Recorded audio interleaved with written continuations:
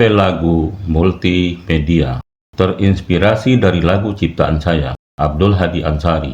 Lagu nomor 105 yang berjudul Memanjat Rindu di Pekanbaru, yang saya ciptakan pada hari Senin, tanggal 15 Desember 2025 yang lalu. Ini hanyalah sebuah fiksi, rekaan semata, hayalan semata. Apabila ada nama orang dan nama tempat yang sama, peristiwa yang sama, tahun yang sama, maka itu hanyalah sebuah kebetulan belaka. Otoritas penulis, termasuk cara berbahasa, ada pada penulis yang mengisahkannya. Untuk cerita fiksi ini, ambil saja hikmah dan iktibar jika ada. Semoga ada. Tak ada niat lain selain memberikan hiburan, mengendurkan urat saraf di tengah perjalanan hidup yang semakin menantang. Untuk itu, jika ada logika yang sedikit melompat dalam kisah ini, hal tersebut memang disengaja. Bukankah fiksi akan lebih indah jika agak berjauhan sedikit dengan fakta? Meskipun kadang fakta dan fiksi melebur dalam derasnya niat untuk berkisah. Bacalah jika sempat, atau mendengarkannya saja jika Anda sedang malas membaca atau tak ingin membaca. Novel lagu multimedia ini juga dapat menemani Anda ketika sedang menempuh sebuah perjalanan, mungkin perjalanan yang jauh. Seandainya ada sedikit kesamaan dengan cerita yang pernah Anda alami, anggaplah itu sebagai sebuah kebetulan. Meskipun kita berjauhan, pengalaman manusia di serata dunia memang tak pernah berjauhan pun. Salam pencipta lagu, salam kreatif, salam cerita fiksi, salam cerita rekaan, salam cerita hayalan. Mari kita mulai. Saya akan kisahkan novel lagu ini. Novel lagu Memanjat Rindu di Pekanbaru, Part 1. Pengarang Abdul Hadi Ansari. Dikarang pada hari Rabu, tanggal 24 Desember 2025. Bagian part 1 ini akan dibacakan oleh saya sendiri, pengarangnya. Baiklah, saya kisahkan. Lembah Mandailing, Kamis, 12 Oktober 1673. Kelip lampu menerangi sebuah rumah panggung. Hari itu, Mandailing tengah redup. Hujan sudah 2 malam, berketerusan. Air laksana bah tertumpah dari langit. Gigil tak terelakkan. Wajar jika penduduk enggan beranjak. Bekerja pun malas rasanya. Mereka enggan tinggalkan rumah.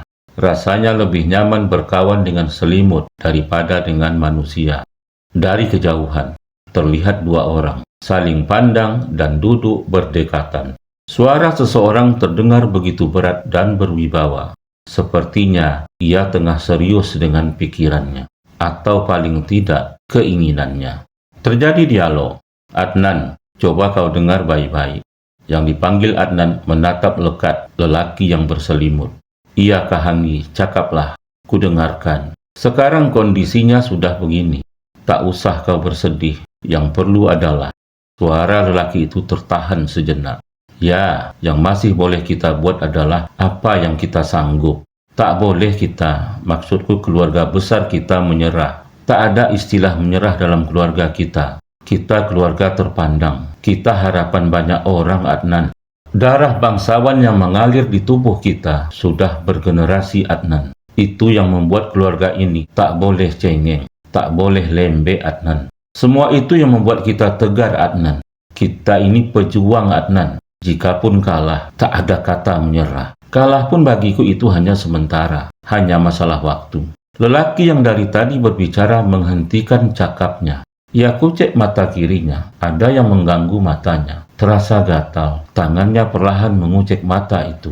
Meskipun ia mulai merasakan berulah, berair, tapi tetap saja disentuhnya, berusaha melawan gatal yang belum pergi. Sambil terus memegang lembut matanya, bibirnya mulai bercakap kembali. Sebagian keluarga kita sudah menyeberang, sudah berpencar, sudah bertahun, Adnan. Bergelombang mereka. Mereka pergi di banyak tempat di Pulau Sumatera ini. Bahkan ke Semenanjung, Adnan. Itulah bukti bahwa mereka tak pernah menyerah.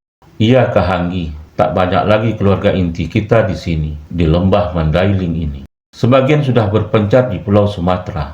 Bahkan mereka sudah pula ke Semenanjung. Aku pun mungkin juga akan. Sebelum kalimat itu selesai, lelaki yang dari tadi berbicara memotong pembicaraan. Ya biarlah, kita hormati langkah mereka. Tapi jangan pergi semuanya. Sebagian dari kita harus tetap di rantau ini, di Sumatera ini. Biarlah aku tetap di Mandailing, berniaga di pantai barat. Berat bagiku meninggalkan tanah ini. Berat, Adnan. Tak ada niatku barang sedikit pun ikuti langkah mereka. Biarlah aku tetap di sini, berdagang di pantai air Bangis. Kalau kau terserah kaulah, tapi ya jangan ke Semenanjung. Terlalu jauh, Adnan. Menurutku lebih baik kau tetap di sekitar pulau Sumatera ini. Kita kan masih bisa berjumpa di air Bangis nanti. Baiknya kau berangkat ke pantai timur. Kawasan pantai timur, Adnan. Kawasan itu banyak didatangi orang dari manapun. Tentu ada daya tariknya, Adnan. Tapi ya, jangan pula kau berpikiran aku akan menemanimu. Nurlan tak akan pernah tinggalkan lembah Mandailing ini, Adnan. Akan tetap berniaga di air Bangis. Kau sajalah ya. Kali ini kita berpisahlah. Kau tak usah bujuk aku ya. Dengar kau, Adnan. Ya, aku dengar. Sudah kutegaskan tak akan kutinggalkan lembah Mandailing ini. Jadi kemana harusnya aku ke Hanggi? Ya, ke Salido lah. Kau baiknya ke pesisir itu, Adnan. Mau kau? Adnan hanya diam, bergeming. Banyak peluang di sana. Salido kan kawasan yang paling menjanjikan saat ini. Juaranya pantai barat, perihal pasokan emas. Tahu kau kan? Ya, aku paham ke Hanggi.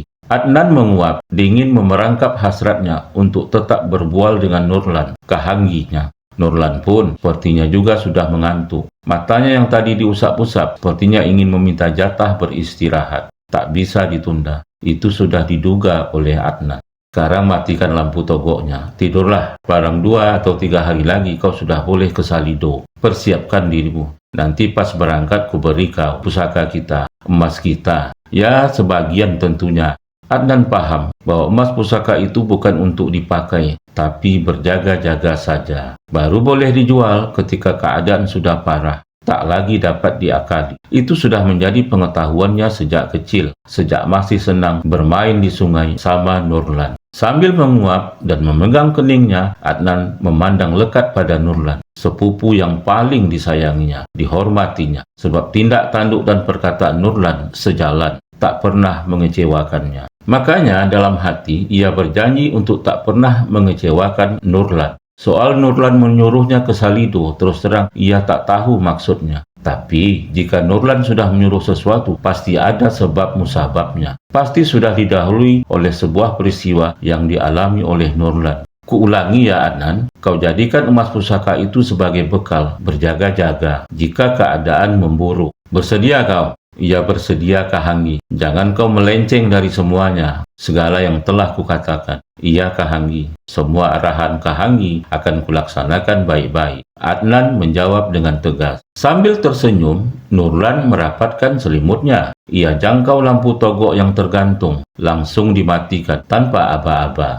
Adnan pun paham maksud Nurlan. Kode atau tanda bahwa Nurlan akan segera tidur. Sepelengkahan menjelang masuk ke kamar masing-masing, petir sambar menyambar. Angin mulai berhembus kencang, masuk ke celah kisi-kisi cantik motif rumah panggung. 5 atau 6 langkah Nurlan sudah sampai di pintu kamarnya. Pintu segera tertutup, sembari merapikan gorden kuning yang tadi digesernya. Ia lihat istri dan anaknya tengah pulas. Rongga dadanya menarik napas dengan tenang, bahagia. Senang melihat orang-orang yang dikasihinya terlelap, mungkin sedang bermimpi indah. Adapun Adnan juga begitu. Ia menuju kamar belakang, menggeser gorden hijau bermotif bunga kecil merah yang menempel ke arah kiri. Hening.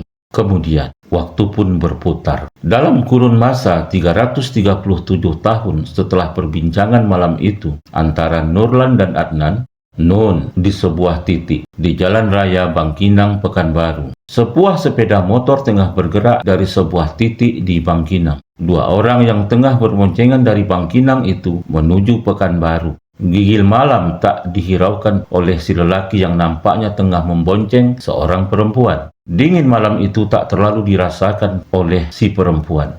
Ada jaket yang menutupi batang tubuhnya. Jaket warna coklat muda yang tak lagi dapat dikatakan baru. Bagaimana kelanjutan kisah ini? Mari kita beralih pada part 2. Tunggu ya.